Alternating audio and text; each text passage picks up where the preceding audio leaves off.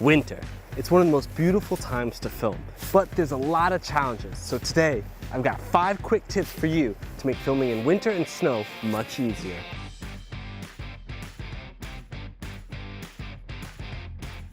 I was still recording that whole time. Oh my God. Tip number 1. I know you probably know this, but batteries and the cold do not mix. Batteries oftentimes die or won't work when it's super cold outside. So there's 2 tips to keep your batteries fresh. If you keep your battery on an inside pocket, that really helps. The warmth of your body will help keep the battery warm and make sure it doesn't die.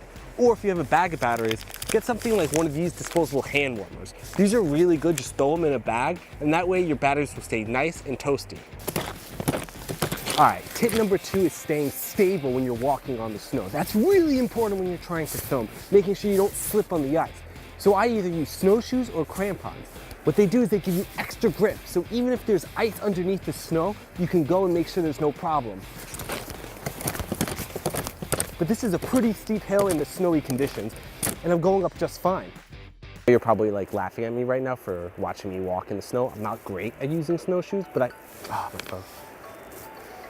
When I came in, I had the snowshoes ready to go to show you guys, and then I actually ended up slipping on the trail. This is actually where I slipped before, because if you see, there's snow, but it's all ice underneath. I mean, look at that. That's just all ice.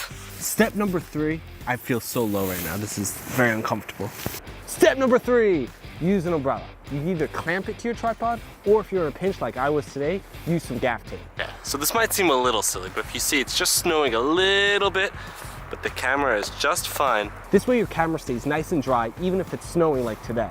Tip 4 is to use monitor hoods and ND filters. Everybody thinks when it's a super sunny day during the summer, that's when you need ND filters, but snow actually acts as like a reflector. So when the sun comes out, it gets super bright out here. You need ND filters to be able to cut down the amount of light, plus a monitor hood to be able to see your image that you're shooting.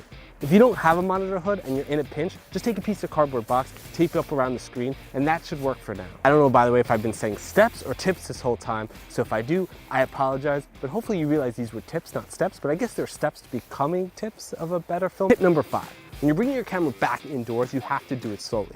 When you film outside, it's really dry.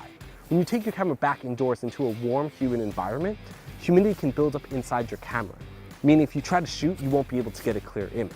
Now, don't freak out if that happens. It usually goes away. But the way to not have that happen is to put your camera into a camera bag. Set up lights, set up microphones, do everything you have to until you must turn on the camera. This way it gives your camera a chance to adapt to the situations. So those were just a few quick tips about filming in the winter and snow. But remember, when you're filming outside in the cold, it can be really dangerous. Make sure you wear layers, you stay warm, and take lots of breaks. Also, because it's so dry, you need to drink a lot of water. If you're dealing with actors and especially animals, make sure you give everybody ample time to take breaks. You don't want anybody getting hurt on your set. This way you can have a beautiful looking finished product, but also know that everybody was safe and had a great time.